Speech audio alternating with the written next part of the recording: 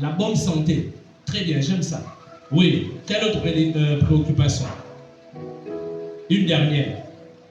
Flex. Une dernière préoccupation que le Seigneur peut avoir. Je vous donne une orientation. Je vous donne une orientation pour vous aider. Parce que vous avez déjà tout dit. Mais il manque une préoccupation. Il y a une préoccupation. Celui qui accepte le Seigneur est comme un nouveau-né. N'est-ce pas? Quand on accepte le Seigneur, on est comme un nouveau-né. Est-ce que le Seigneur veut qu'on reste dans cet état de bébé? Alléluia. Le livre d'Hébreux dit quoi? Vous qui devez déjà être les maîtres, vous avez encore besoin qu'on vous nourrisse au lait. Vous n'avez jamais lu ça? C'est une préoccupation, n'est-ce pas? Donc, la croissance, la maturité. Donc, c'est toutes ces préoccupations, ces différentes préoccupations qui vont faire l'objet de mes enseignements pendant tout ce mois. Donc, ce matin, nous allons parler de la préoccupation que nous a citée Kétia. La première préoccupation de notre Seigneur, c'est le salut des âmes. Donc, tu vas noter comme thème ce qui préoccupe notre Seigneur, grand 1 ou petit 1. Parce que Maman Vénusia va venir présenter et les autres qui vont intervenir après moi vont parler des autres préoccupations. Les Davis vont parler des autres préoccupations. Parce que Maman Edwige a parlé de la préoccupation qui m'anime beaucoup en ce moment. La guérison, la santé des gens. Ça, depuis un certain temps, le Saint-Esprit me fait porter ce fardeau. Amen. Je suis en colère contre les maladies et les douleurs. Je m'attaque à ça. Alléluia. Et j'ai dit au Seigneur que je refuse de conduire des âmes malades. Parce que les gens qui sont malades ne peuvent pas servir le Seigneur. Ce n'est pas possible. Ils ne peuvent pas servir le Seigneur. Lorsqu'on attend des contributions, mais cet argent-là va aller en pharmacie, va aller à l'hôpital. Et ça, c'est inacceptable. Alléluia. C'est inacceptable que Jésus ait souffert à la croix. La Bible dit qu'il a payé le prix à la croix pour que nous soyons en bonne santé. Et nous sommes là, nous endurons encore avec les douleurs, les maladies. Ça, là, il faut se révolter. Il faut refuser ça. C'est pourquoi je vous encourage à vous connecter tous les samedis. Tous les samedis, il y a un programme merveilleux en ligne appelé le samedi des guérisons et miracles. À partir de 20h. Amen. Faites tout pour vous connecter. Au fur et à mesure, l'audience est en train de monter, d'augmenter. Nous avons commencé, je crois, avec une dizaine de personnes. Avec 13. Voilà. Aujourd'hui, nous sommes en train, à chaque programme, nous sommes en train d'augmenter. Il y a des frères et sœurs d'autres assemblées qui participent. Il y a 2 sœurs de l'Alliance chrétienne qui sont ici à Libreville, qui sont régulièrement connectées. Hier, il y avait une sœur depuis Paris qui était connectée. Alléluia. Il y a eu même un témoignage, une guérison instantanée, Maman Rosine, qui a fait le témoignage. Elle était alitée toute la journée. Toute la journée, elle était vraiment très très malade. Et puis, au moment du programme, elle s'est connectée. J'ai encore d'autres brebis qui ne sont pas de cette bergerie. Celles-là, il faut que je les amène. Elles entendront ma voix et il y aura un seul troupeau, un seul berger. Alléluia. Ce qui préoccupe Jésus. Expressement, j'ai mis comme titre ce qui préoccupe notre Seigneur. J'aurais pu mettre le à la place de notre. J'aurais pu mettre Jésus ou Jésus-Christ à la place. Mais intentionnellement, j'ai mis notre Seigneur. Pourquoi? À cause de ce qu'il dit dans Luc au chapitre 6, le verset 46. Qu'est-ce qu'il dit? Le plus rapide peut lire. Luc chapitre 6, le verset 46. Qu'est-ce que le Seigneur dit? Luc chapitre 6, le verset 46. Moi je l'ai. Mais si je lis avant vous. Oui. Pourquoi m'appelez-vous Seigneur? Jésus dit, pourquoi m'appelez-vous Seigneur? Pourquoi m'appelez-vous Maître? Pourquoi m'appelez-vous dirigeant? Pourquoi m'appelez-vous conducteur? Oui. Seigneur. Oui. Et ne faites-vous pas ce que je dis? Et ne faites-vous pas ce que je dis? Donc quand on appelle quelqu'un Seigneur, ça veut dire que on fait ou on doit faire ce que la personne dit. On doit obéir à la personne. On doit se soumettre à la personne. Alléluia. C'est pourquoi c'est dans cette pensée que j'ai mis notre Seigneur au titre. Ce qui préoccupe notre Seigneur. Si notre Père a des préoccupations, ces préoccupations quelque part deviennent les nôtres. On est d'accord avec ça? Si quelque chose préoccupe notre mère, du coup, on aura la même préoccupation. Alléluia. Alors, dans ce texte que nous venons de lire, je voulais relever 4 choses ce matin. 4 choses. Je vais essayer d'aller un peu vite dans ces 4 choses.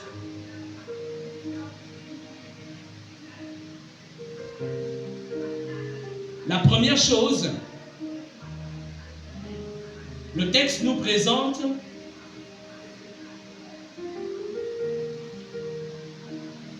une catégorie de brebis qui préoccupe le Seigneur, dont le Seigneur se soucie. Nous allons faire comme à l'école. Dans ce texte, il y a combien de catégories de brebis dont parle Jésus? Je reprends le texte. J'ai encore, écoutez bien, j'ai encore d'autres brebis qui ne sont pas de cette bergerie. Celles-là, il faut que je les amène.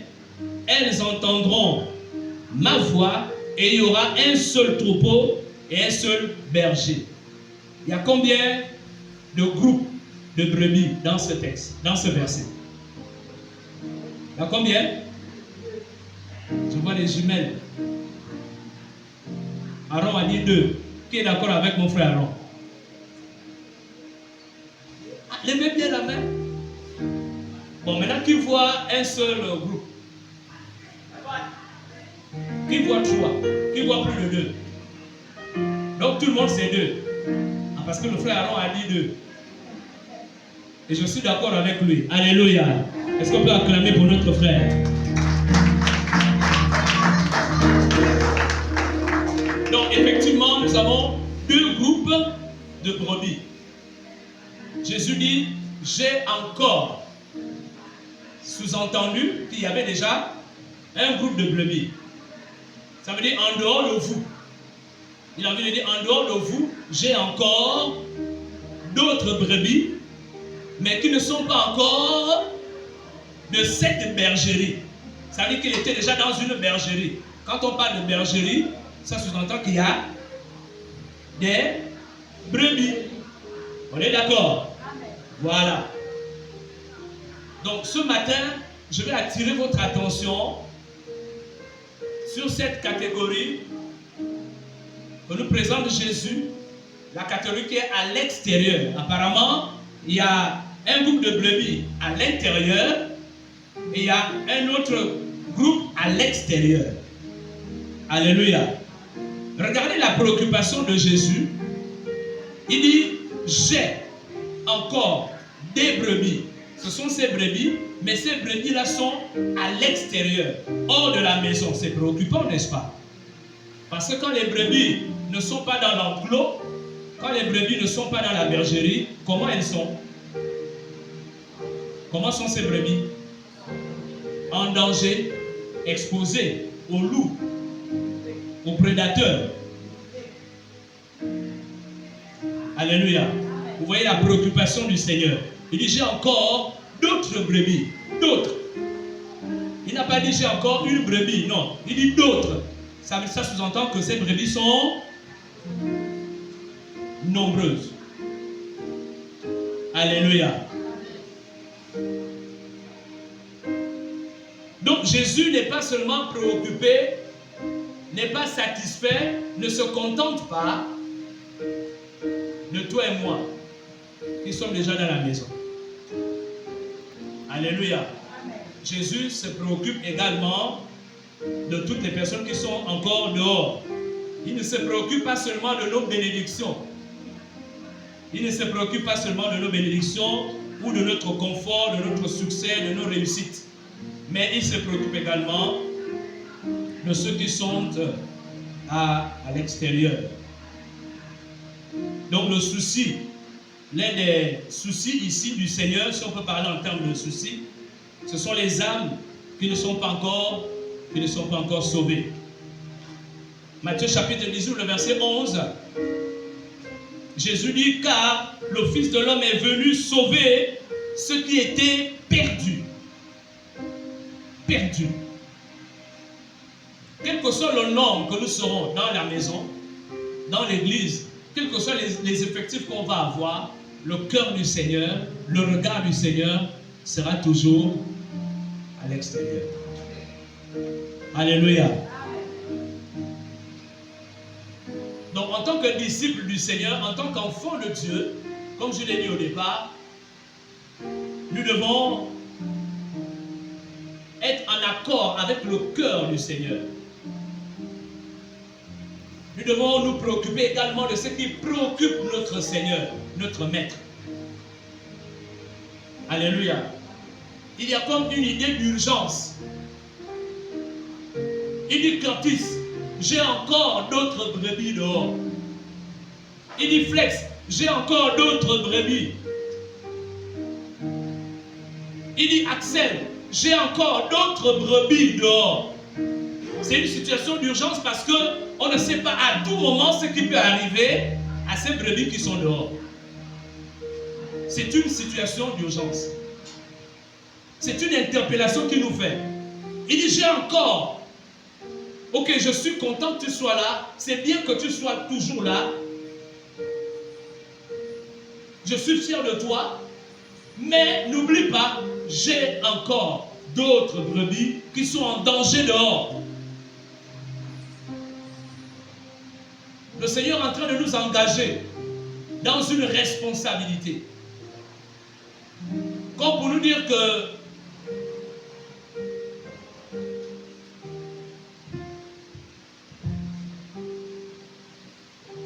tu es responsable quelque part. Le Seigneur est en train de nous engager par rapport aux personnes qui sont dehors. Et ce qui est sûr, parce que je sais que mon Dieu, mon Seigneur est très méthodique, il est très stratège. C'est un bon enseignant. Là où il attire notre attention, là où il va attirer mon attention, les personnes sur qui il va attirer mon attention, ce ne seront pas les mêmes personnes sur qui il va attirer l'attention de Esther. Il sera beaucoup plus facile à Esther de voir les âmes qui sont hors de la bergerie, là où elle se trouve. Les lieux qu'elle fréquente, là où elle habite. Parce que Esther ne pourra pas voir les âmes qui sont hors de la bergerie, là où se trouve Maman Vénusia, là où Maman Vénusia travaille.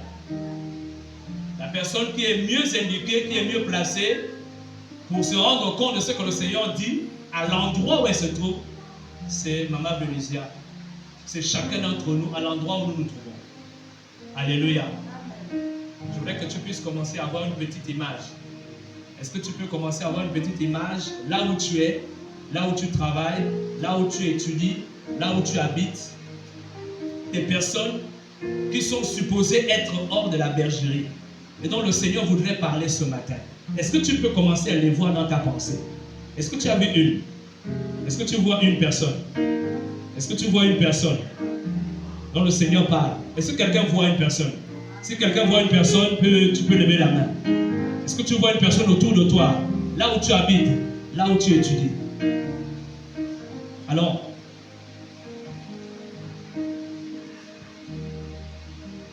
nous allons prendre 2 minutes. On va juste laisser en dehors des projets que tu peux avoir, Jésus veut que tu insères son projet dans ton carnet. Il dit, voici mon projet. Ces brebis qui sont encore dehors, qui ne sont pas encore rentrés dans la bergerie, il faut, ça veut dire que ce n'est pas une option, c'est une nécessité. Et même une obligation. Il faut nécessairement, il dit, il faut que regardez combien de fois il s'engage, regardez la responsabilité qu'il prend. Il dit, il faut que je les amène. Il faut que je les amène. La question c'est, comment va-t-il faire alors qu'il n'est plus là présentement? Cette parole est là au milieu de nous, mais Jésus n'est pas là en ce moment physiquement. Les personnes dont il parle, ce sont des personnes physiques, des personnes vivantes. Alléluia. Maintenant, Jésus vit encore. Qui croit que Jésus vit? Maintenant, comment Jésus vit-il? Jésus vit en nous, au travers de nous. Alléluia. C'est nous qui sommes Jésus vivant. C'est toi qui es Jésus vivant. Alléluia. Donc quand Jésus dit, il faut que je les amène. En d'autres termes, il dit, il faut que tu les amènes. Alléluia. Et là, il ne te donne pas le choix. Il dit, il faut que tu le fasses. Tu dois forcément le faire. Dis à ton frère, nous avons une obligation. Dis-le lui, nous avons une obligation. Dis à ton frère derrière toi, devant toi, nous avons une obligation.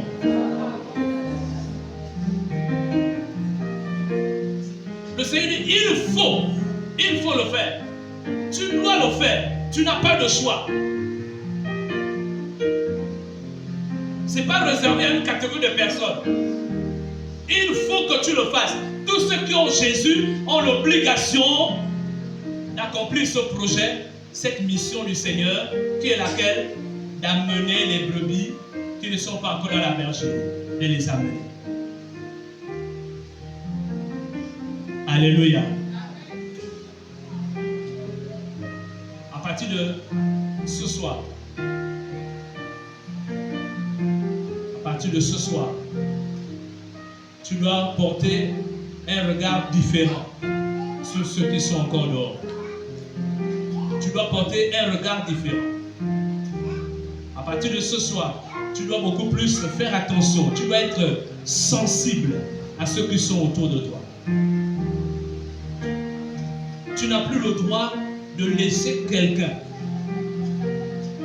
ne pas connaître le Seigneur à côté de toi.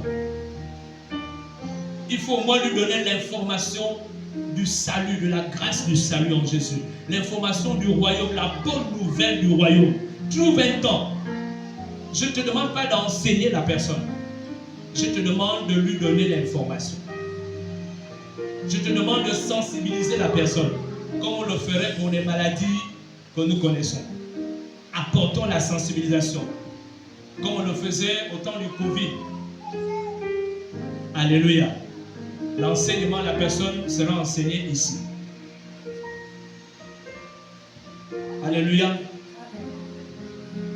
Donc Jésus se donne pour mission d'aller chercher et sauver les âmes perdues.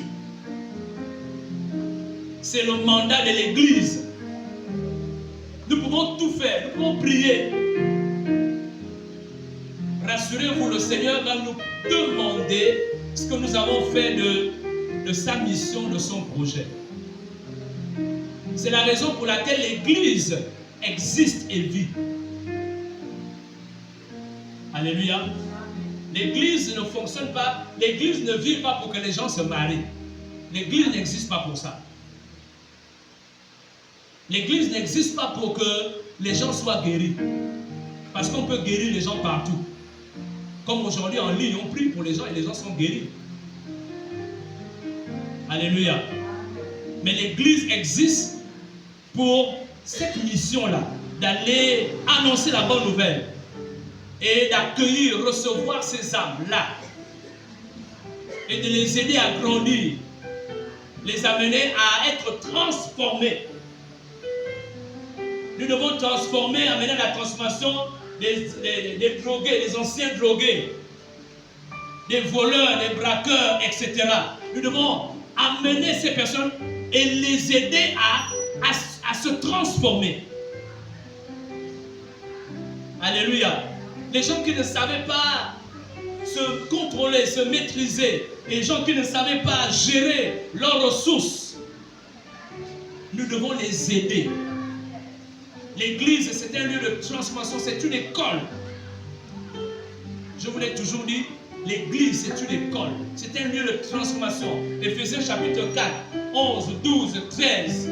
La Bible dit qu'il a fait les uns comme apôtres, prophètes, évangélistes, pasteurs, docteurs, pour le perfectionnement des saints, pour la transformation, pour l'amélioration des chrétiens, des saints. Alléluia. Quand tu acceptes le Seigneur, tu dois t'améliorer, tu dois te perfectionner, tu dois être transformé dans ton intelligence, dans ton caractère, dans tes œuvres, dans tes actes, dans tes projets. Il doit y avoir de l'amélioration. Alléluia. Et je suis fier de vous parce que je vois beaucoup de progrès, beaucoup d'amélioration dans vos vies, notamment dans les études. Je vois beaucoup d'amélioration. J'ai vu beaucoup au collège, beaucoup d'entre vous au collège. Je vous ai vu aller au lycée, je vous ai vu aller faire des études supérieures. J'ai vu Davis qui est revenu, il est parti au Maroc, je l'ai vu.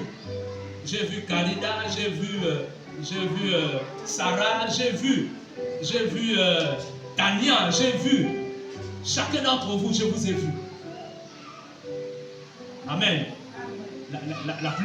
La nouvelle, la bleue, c'est Naïs, notre fille, qui vient d'obtenir son bac.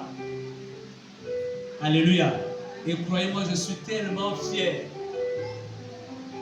Et je sais que je vais vivre la promesse de Dieu pour vous, sur vous. Alléluia. Donc l'évangélisation n'est pas facultative. L'évangélisation n'est pas facultative, l'évangélisation n'est pas un programme. L'évangélisation, c'est la vie du chrétien, c'est la vie du disciple, c'est la vie de tous les jours. Partout où je suis, je dois évangéliser. Alléluia, je dois planifier ça. Ça doit figurer dans mon emploi du temps de chaque semaine. Je dois évangéliser. Je dois prier pour les âmes perdues. Parce que j'ai compris ce matin que c'est ce qui préoccupe notre Seigneur. Troisième chose. Dans ce texte. La troisième chose que je comprends dans ce texte, c'est la promesse de Jésus. Quelle est cette promesse? Il dit, ces brebis entendront ma voix. Il promet de leur faire entendre sa voix. Il dit, elles entendront ma voix. Entendre la voix du Seigneur. Quelle est la voix du Seigneur? C'est la bonne nouvelle, c'est l'évangile. Le Seigneur veut que sa voix soit entendue pour que ces brebis qui sont dehors puissent venir dans la maison. Elles devront entendre la voix du Seigneur. Ce qui va les faire venir, ce n'est pas notre connaissance, notre sagesse ou notre intelligence. Mais c'est l'évangile du Seigneur. C'est la bonne nouvelle du Seigneur. Alléluia. Formons-nous dans l'évangélisation. Développons des astuces, des méthodes, des stratégies.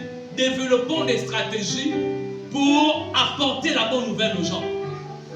Développons des stratégies pour apporter la bonne nouvelle en 1 minute, en 2 minutes. Vous avez tellement de capacités, vous êtes tellement intelligent, vous pouvez le faire. Vous pouvez trouver des moyens. Aujourd'hui, avec les réseaux sociaux, etc., vous pouvez trouver. Alléluia. Trouvons des moyens. Saisissons quelques versets bibliques qu'on peut facilement donner à quelqu'un, glisser à quelqu'un. Quand je suis dans un transport en commun, je n'ai pas le temps de beaucoup parler avec toi, mais je peux te proposer. S'il vous plaît, monsieur, je peux vous proposer une petite lecture. Tu fais saisir, toi-même, tu saisis. Et tu multiplies, et tu partages simplement aux gens, avec ton contact. Alléluia. Ça pourra marcher un jour. Alléluia. Et avant d'aller distribuer cela, encore prier les gens. Prenez le temps de prier tout. Dans les livres de Luc au chapitre 14, le maître va dire à son serviteur, il dit, va dans les airs, va dans les rues. Il dit, et ce que tu trouveras, tu rencontreras. Il dit, contiens-les. Ça veut dire, fais tout ce qui est à ton pouvoir pour les amener ici. Parce qu'il faut que ma maison soit remplie. Vous voyez les préoccupations du Seigneur? Le Seigneur aussi a des préoccupations. Parce que tous les jours, on bombarde le Seigneur avec nos prières. On bombarde le ciel avec nos préoccupations. On bombarde. On bombarde. Ah, s'il faut voir les prières qui montent, hein, chaque jour. Ah, c'est plus que les bombes qui sifflent en Irak là-bas. C'est plus que ça. En Ukraine. Alléluia. Le Seigneur a des préoccupations. Au temps de Samuel, au temps de Anne, le Seigneur avait également une préoccupation. Le Seigneur a des préoccupations. Et c'est nous qui portons les préoccupations du Seigneur. Alléluia.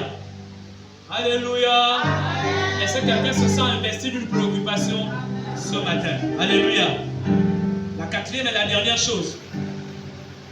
Ce texte nous présente également le but du Seigneur. Nous sommes partis de la préoccupation des brebis qui sont à l'extérieur, qui sont dehors. Ensuite, nous avons vu le projet qu'il a de les amener. Ensuite, nous avons vu la promesse. Il promet de leur faire entendre sa voix. Et la quatrième chose, c'est le but qu'il poursuit. Le but qu'il poursuit de chercher à amener ses brebis dans la maison. Le but, c'est quoi? Il dit à la fin, et quelqu'un est là, et il y aura un seul troupeau, un seul berger. Voilà le but. C'est le but de le rassembler. C'est ce que le prophète Ézéchiel avait déjà dit. Ézéchiel au chapitre 37, versets 22 à 23, il dit, je ferai d'eux une seule nation dans le pays, dans les montagnes d'Israël. Ils auront tous un même roi. Ils ne formeront plus deux nations. Ils ne seront plus divisés en deux royaumes. Ils ne se souilleront plus par leurs idoles, par leurs abominations et par toutes leurs transgressions. Je les retirerai de tous les lieux qu'ils ont habités et où ils ont péché, et je les purifierai. Ils seront mon peuple et je serai leur Dieu. Vous voyez que c'est une vision lointaine, un but que le Seigneur a depuis l'Ancien Testament. Alléluia. Jésus est venu poursuivre et accomplir simplement le but de Dieu, les objectifs de Dieu, les desseins de Dieu sur la terre. Donc le Seigneur veut que ceux qui sont dehors puissent s'unir à nous. Il voudrait que nous puissions avoir la même foi, parler le même langage. Il voudrait que nous puissions avoir la même connaissance, le même comportement. Alléluia. Voici le message que j'avais pour nous ce matin, pour vous ce matin. Ce qui préoccupe le Seigneur. Le Seigneur a une préoccupation. Et il la partage à ses disciples, à ses plus proches, à ceux qu'il appelle ses amis. Souvent quand on a des préoccupations, c'est à nos amis qu'on les partage. Alléluia. Et généralement quand un ami te partage une de ses préoccupations, il voudrait te voir réagir. Si c'est vraiment ton ami, tu ne peux pas rester insensible. Si Jésus est vraiment ton ami, si Jésus est vraiment ton Seigneur, si tu as vraiment de l'amour pour le Seigneur nous présente ce matin sa préoccupation. Je crois que tu ne vas pas rester insensible. Alléluia. Moi, en ce qui me concerne, je ne peux pas être insensible à ce qui préoccupe mon Seigneur. Alors, je vais à nouveau lui demander d'incliner les têtes.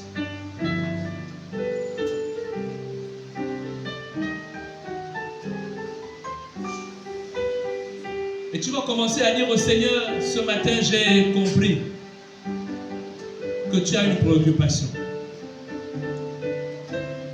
Et si tu me la partages, Seigneur,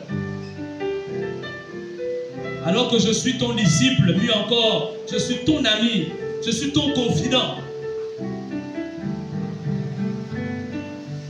c'est que tu veux m'associer, tu veux que je partage cette préoccupation avec toi, tu veux que j'agisse, tu veux que je réagisse, tu veux que je me lève, Seigneur, tu veux que j'aille avec toi chercher ces brebis qui sont en danger, exposées. Tu veux que j'aille faire entendre ta voix. Seigneur, j'ai compris ton appel ce matin. J'ai compris ton message ce matin. Et je prends cette préoccupation à cœur et je m'engage. Est-ce que quelqu'un peut prier dans cette direction? Au nom de Jésus, nous sommes en prière. Nous sommes en prière.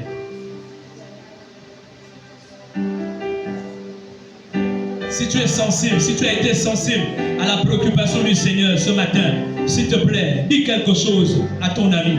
Dis quelque chose au Seigneur. Le Seigneur te fait confiance. C'est pourquoi il te partage ce qui le préoccupe. On ne partage pas ses préoccupations à tout le monde. On ne partage pas ses préoccupations à tout le monde. On partage ses préoccupations à ceux à qui on fait confiance. Le Seigneur te fait confiance. Il sait que tu peux faire quelque chose. Il sait que tu l'aimes. Il sait que tu peux être sensible. Il sait que tu peux agir. Il sait que tu peux faire quelque chose.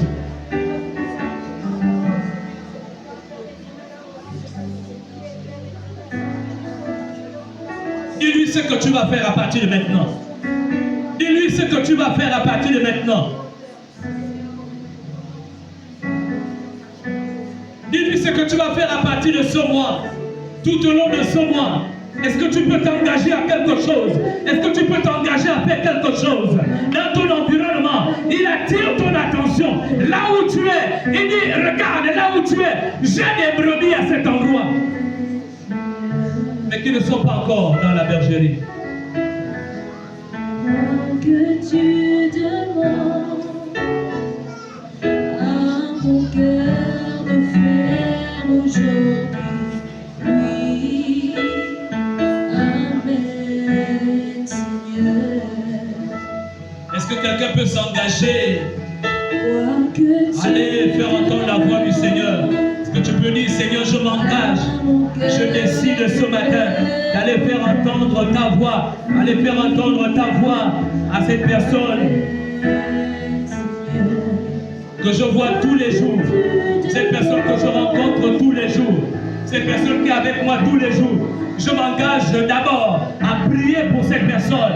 Je m'engage, Seigneur, à porter le fardeau pour cette personne, Père. Parce que je ne sais pas ce qui garde cette personne loin de toi. Je ne sais pas ce qui rend cette personne insensible jusqu'à maintenant. Peut-être que c'est une personne à qui tu as déjà parlé, mais parle, présente son cas, présente son cœur au Seigneur. Est-ce que tu peux présenter le cœur d'une personne au Seigneur? Est-ce que tu peux présenter la vie d'une personne au Seigneur? C'est lui qui change, c'est lui qui touche, c'est lui qui attire. Que Dieu demande au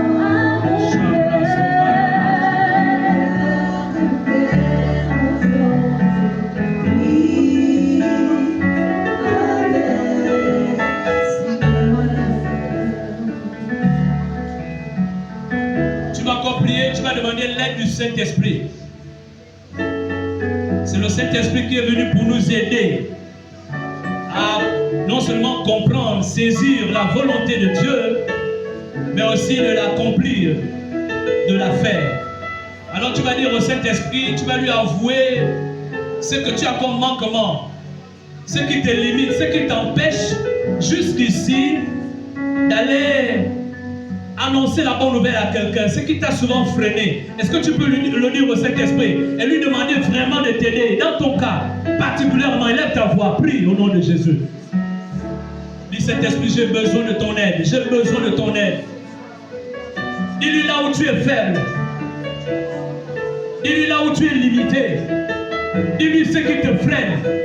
Dis-lui ce qui t'empêche jusqu'à maintenant. Il va te donner la force à cet endroit-là. Il va te donner la force à ce niveau. Il va te rendre capable.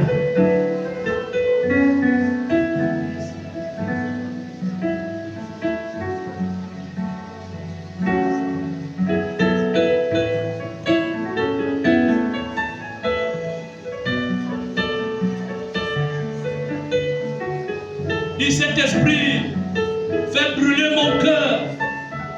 Fais brûler mon cœur par rapport à ce qui préoccupe le Seigneur. Fais brûler mon cœur, Seigneur, pour ces âmes qui sont encore hors de la bergerie, qui sont en danger, qui sont perdues, qui sont égarées.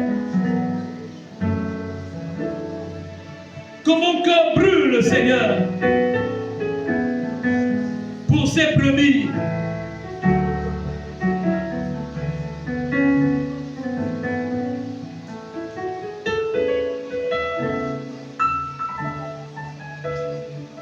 Bien-aimé, si le Seigneur se préoccupe de ces âmes, ça veut dire que le Seigneur les aime.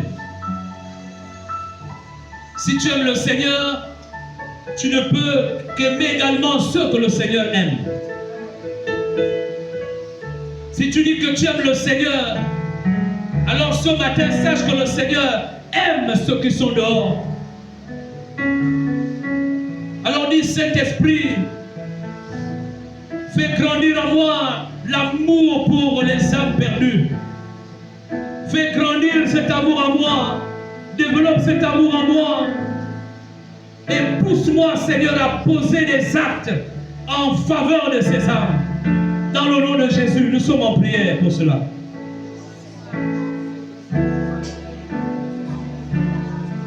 Parce que c'est l'amour qui est la plus grande force. C'est l'amour qui est la plus grande force. La Bible dit que Dieu lui-même a tant aimé et il a donné. Oh, tu ne peux pas donner de ton temps.